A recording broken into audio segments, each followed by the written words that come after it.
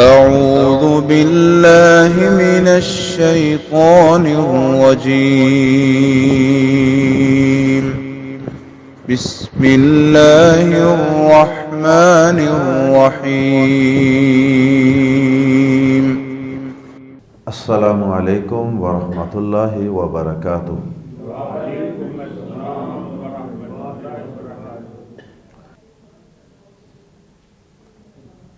سورۃ النور آیت نمبر 61۔ ان الحمد للہ والصلاة والسلام علی رسول اللہ اما بعد۔ اعوذ باللہ السمیع العلیم من الشیطان الرجیم من ہمزہ ونفخہ ونفثہ۔ لیس علی الاعمى حرج ولا علی الاعرج حرج ولا علی المریض حرج ولا علی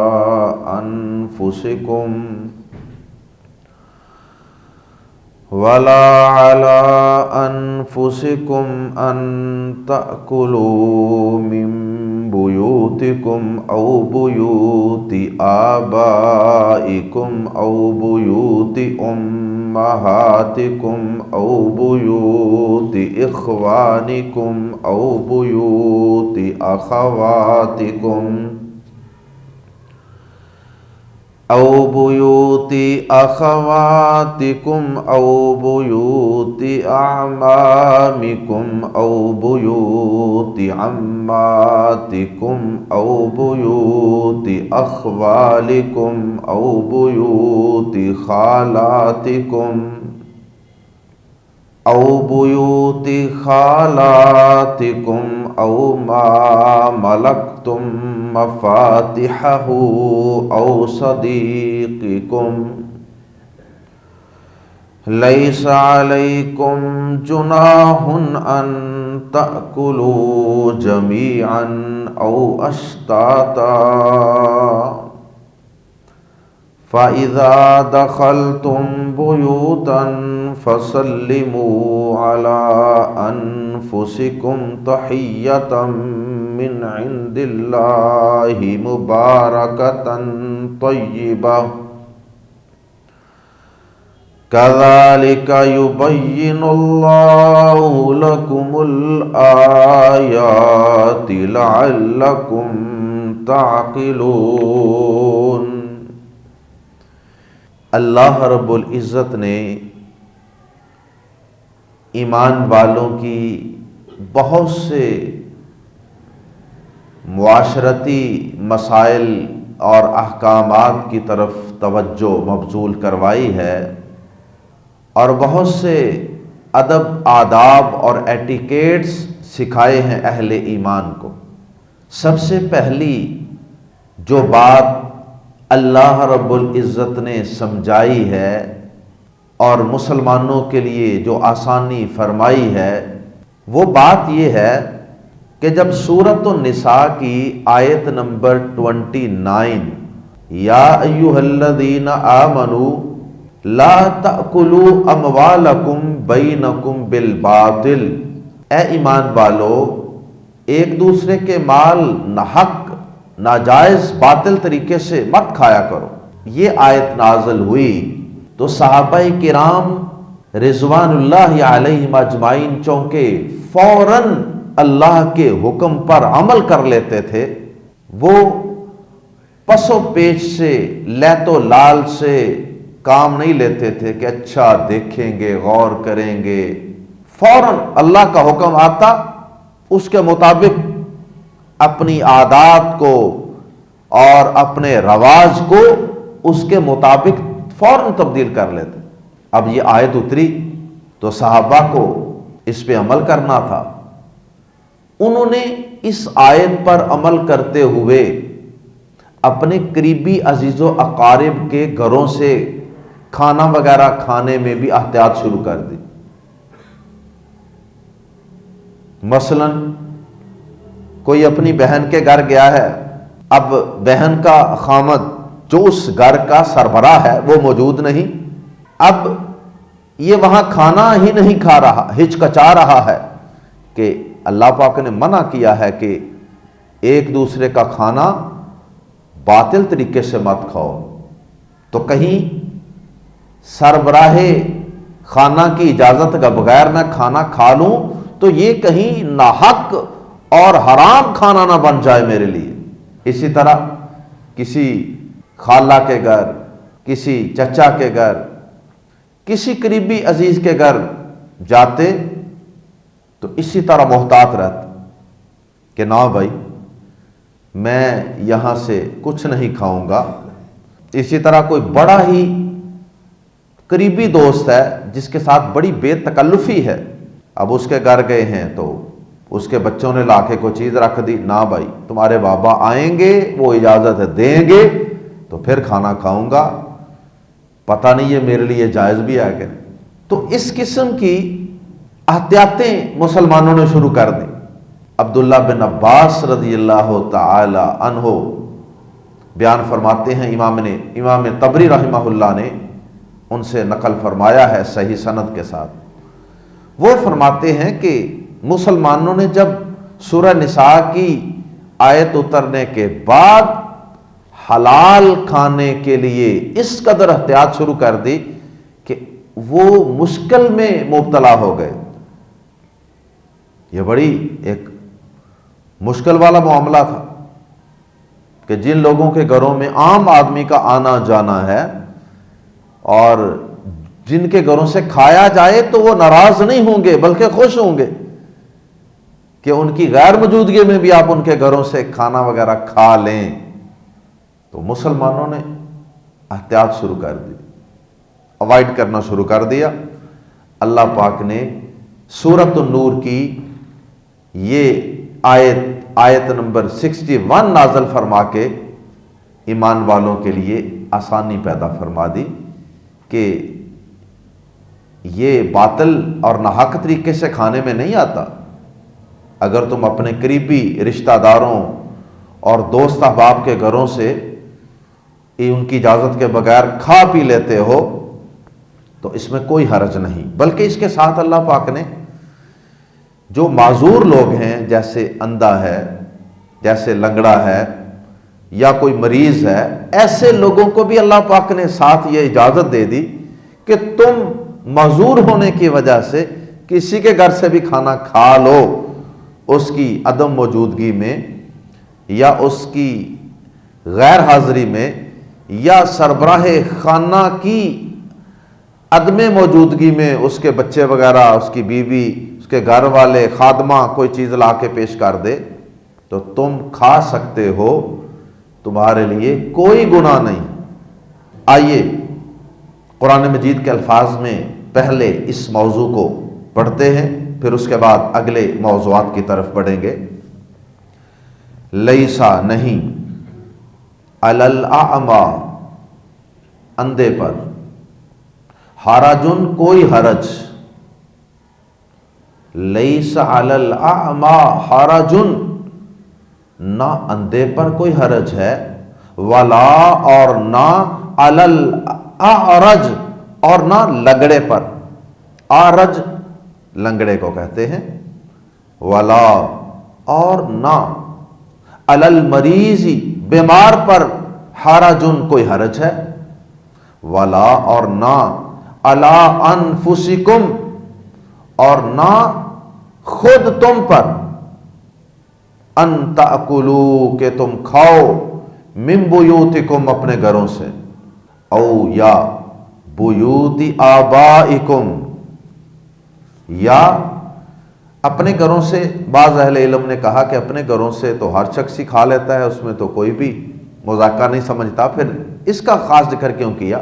تو اس کا اہل علم نے یہ جواب دیا کہ اس سے مراد ہے کہ تمہاری اولاد کے گھر، جیسے بیٹے ہیں ان کے گھر وہ مراد ہیں، بیٹے کا گھر یا پوتے کا گھر وہ تمہارے اپنے ہی گھر ہیں، ان سے بھی کھا سکتے ہو۔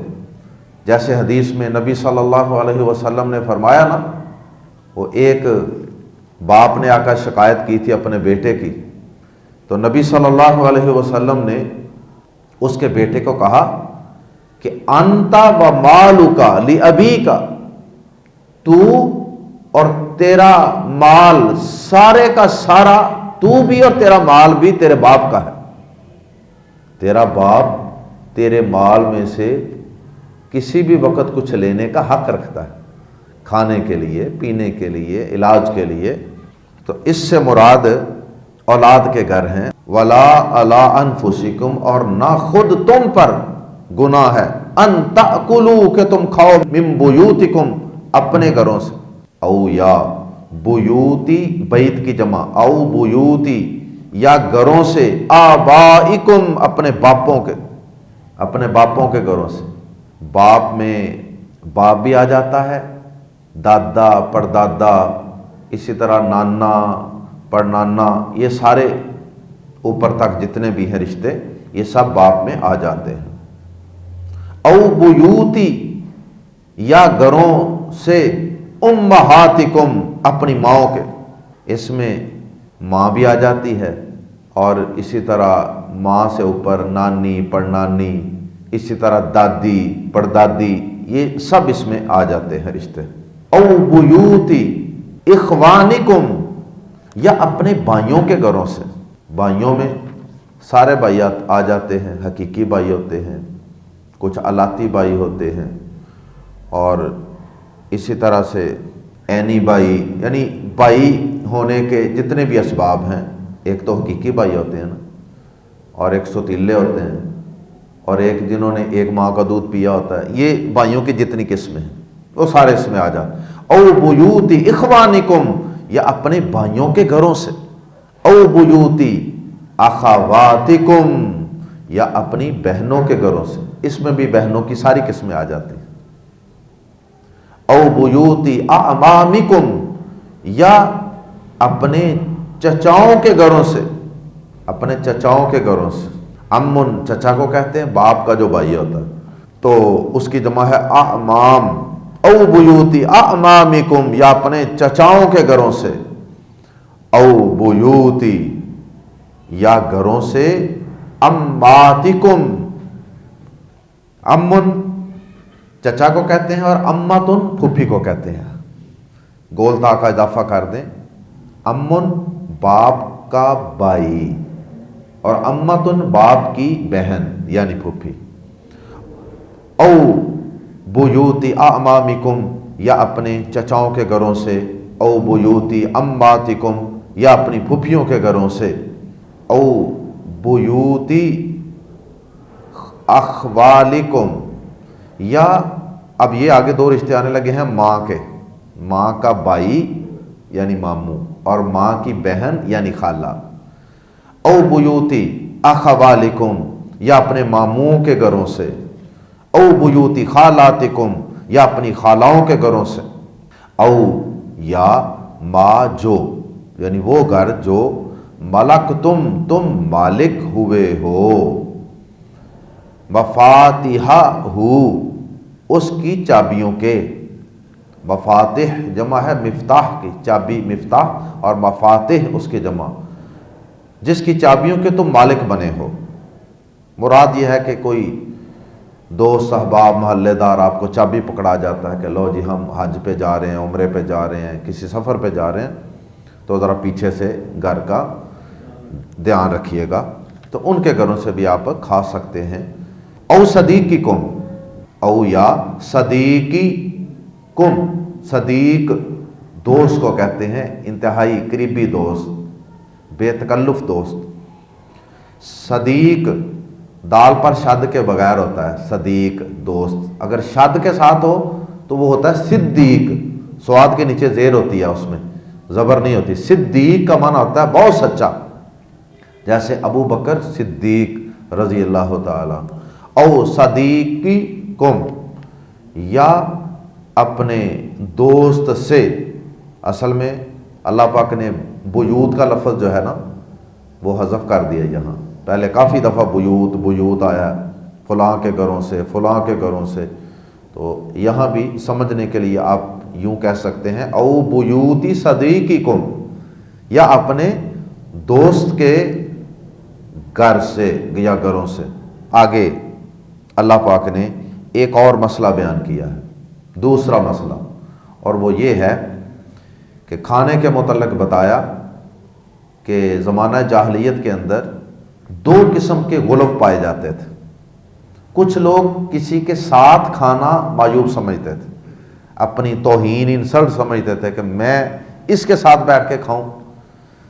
جیسے آج کے دور میں بھی کئی لوگوں کے اندر، کئی معاشروں کے اندر یہ بڑی جہالت پائی جاتی ہے کہ جی ایک کمی نے، یہ کمی ہیں، یہ کام کاج والے ہیں، یہ ملازم ہیں، ان کے ساتھ بیٹھ کے ہم کیوں کھائیں۔ ہندوؤں کے اندر یہ بڑی تفریق ہے، اونچی ذات کے ہندو جو نیچی ذات کے ہندو ہیں ان کے ساتھ بیٹھنا کھانا اس کو بالکل معیوب سمجھتے ہیں۔ اور اسی طرح کئی جو کافروں کی تہذیب سے متاثر ہوتے ہیں وہ کہتے ہیں جی اکٹھے نہیں کھانا، جھوٹا ہوتا ہے، جراثیم اور بیماریاں اور وائرس اور اس طرح کی چیزوں کی وجہ سے وہ بھی کسی کے ساتھ نہیں کھاتے، کسی کا جھوٹا نہیں کھاتے۔ ایک تو یہ غلو تھا، یہ انتہا تھی ہے کہ کسی کے ساتھ کھانا ہی نہیں، اکیلے کھانا ہے ہمیشہ۔ اور دوسرا غلو یہ تھا کہ کچھ لوگ وہ تھے کہ جو یہ سمجھتے تھے کہ ہم نے اکیلے کھانا ہی نہیں، کھانا ہے تو کسی کے ساتھ ہی کھانا۔ حتیٰ کہ کئی لوگ جو بطور مہمان جاتے تو اگر میزبان ساتھ نہ بیٹھتا تو وہ کھانا کھانے سے رک جاتے، نہ بھائی آپ آئیں گے تو کھانا کھایا جائے گا، میں اکیلا تو کھانا نہیں کھاؤں گا۔ تو اللہ پاک نے ان دونوں انتہاؤں سے روک دیا کہ یہ دونوں چیزیں ہی غلو ہیں، مبالغہ آمیزی ہیں، دونوں طرح کھانا جائز ہے۔ اگر کبھی اکیلا بھی کھا لیں تو کوئی حرج کی بات نہیں ہے، اور اگر آپ مل کر بھی کھا لیں ایک برتن میں، 2 لوگ 4 لوگ 6 لوگ مل کر بھی پرات وغیرہ میں کھا لیتے ہیں تو اس میں بھی کوئی حرج کی بات نہیں۔ اللہ پاک نے دونوں چیزوں کو جائز قرار دیا ہے۔ البتہ احادیث میں اس بات کو زیادہ بہتر قرار دیا گیا ہے اور باعث برکت قرار دیا گیا ہے کہ آدمی مل کر کھائیں۔ اگر 2-4 افراد مل کر کھاتے ہیں تو اس میں اللہ کی طرف سے ایک خاص قسم کی برکت نازل ہو جاتی ہے۔ کھانا، تھوڑا کھانا جو ہے وہ زیادہ لوگوں کے لیے کفایت کر جاتا ہے۔ جیسے حدیث میں آتا ہے، صحیح مسلم میں اور دیگر کتب میں بھی حدیث موجود ہے، پیارے نبی صلی اللہ علیہ وسلم نے فرمایا طعام الواحد یکفی الاثنین، ایک آدمی کا کھانا 2 کو کافی ہو جاتا ہے۔ تو ظاہر ہے وہ دونوں مل کر کھائیں گے تو ایک آدمی کا کھانا اگر 2 آدمیوں کے آگے آپ رکھ دیتے ہیں نا، اکٹھے کھاتے ہیں ایک پلیٹ میں، تو انشاءاللہ اللہ تعالیٰ برکت فرمائیں گے، تو تبھی ایک کا کھانا 2 کو کافی ہوگا۔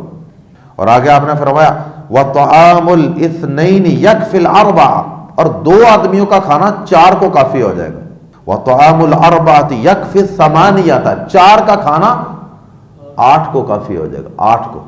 یہ صحیح مسلم شریف میں حدیث۔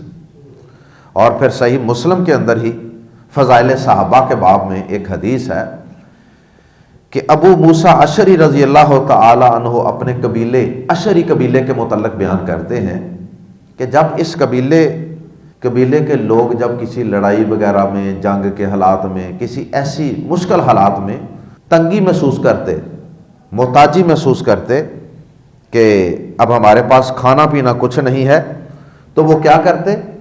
کچھ گھروں میں کھانا موجود ہے اور کچھ میں ختم ہو چکا ہے، تو وہ کیا کرتے؟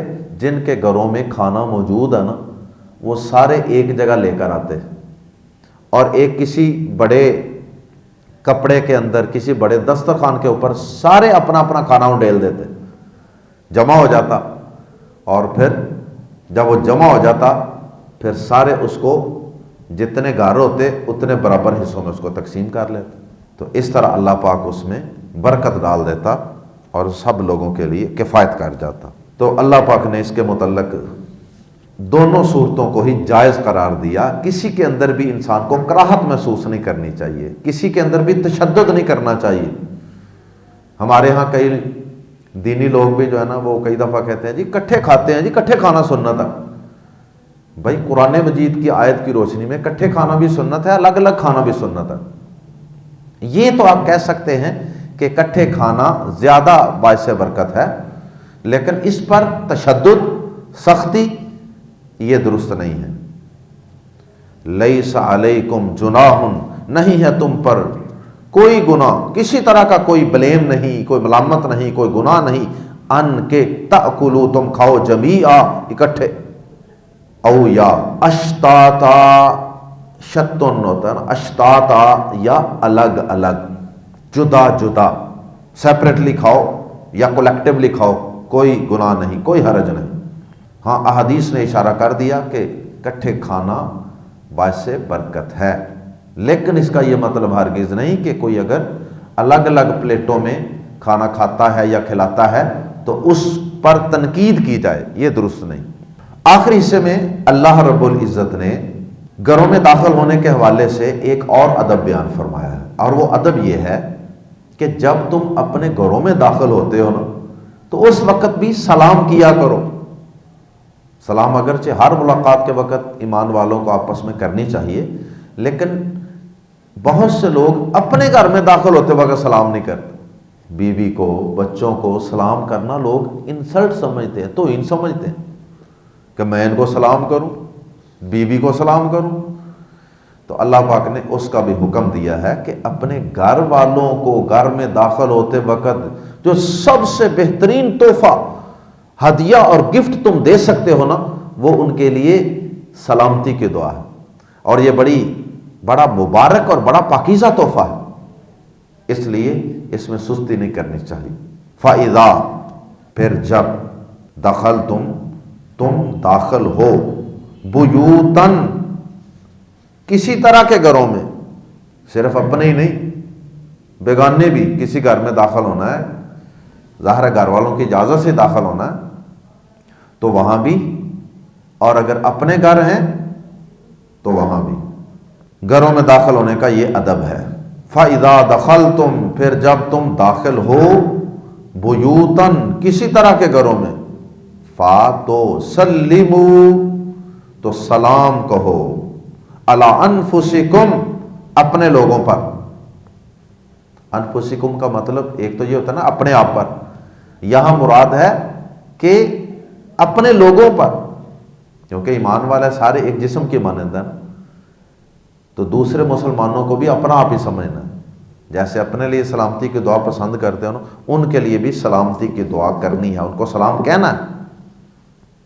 فَسَلِّمُوا عَلَىٰ أَنفُسِكُمْ، تو اپنے لوگوں پر سلام کہو، تحیّتاً، زندہ سلامت رہنے کی دعا۔ تحیہ کا معنی ہوتا ہے زندگی کی دعا دینا، یا سلامتی کی دعا دینا، یا تحفہ، یہ سارے اس کے معنی کیے جاتے ہیں۔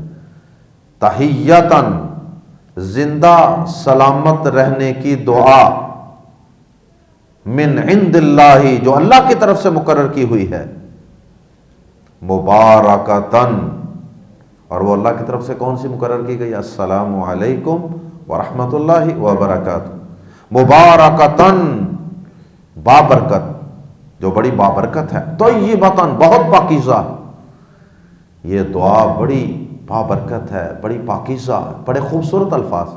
اس کے علاوہ جتنے بھی الفاظ انسانوں نے بنائے ہوئے ہیں، مختلف مذاہب کے لوگوں نے، وہ اس پاکیزہ، بابرکت اور رب کائنات کی مقرر کردہ دعا کا مقابلہ ہرگز نہیں کر سکتے۔ یہ سب سے پاکیزہ اور بابرکت الفاظ ہیں، کلمات ہیں، تحفہ ہے، ہدیہ ہے۔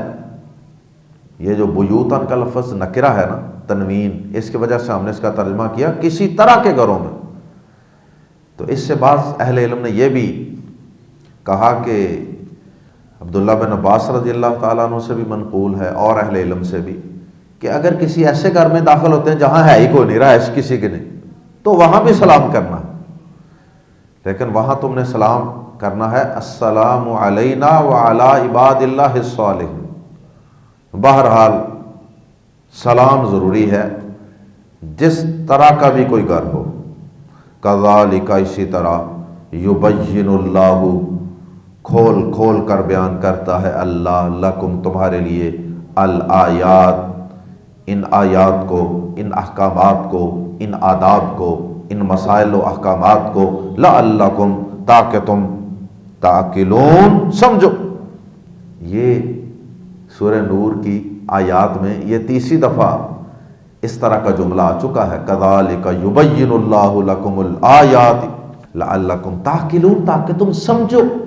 اور سمجھیں گے تو تبھی نا، اگر قرآن کا ترجمہ آتا ہوگا تو جو بغیر ترجمے کے، بغیر تفسیر کے، بغیر فہم کے صرف پڑھتا ہی چلا جائے گا، اس کو پڑھنے کا اجر تو مل جائے گا، لیکن سمجھنے، سمجھانے، غور و فکر کرنے، عمل کرنے، اصلاح کرنے والی بات کوئی نہیں ہوگی۔ سبحانک اللہم و بحمدک، اشہد ان لا الہ الا انت، استغفرک و اتوب الیک۔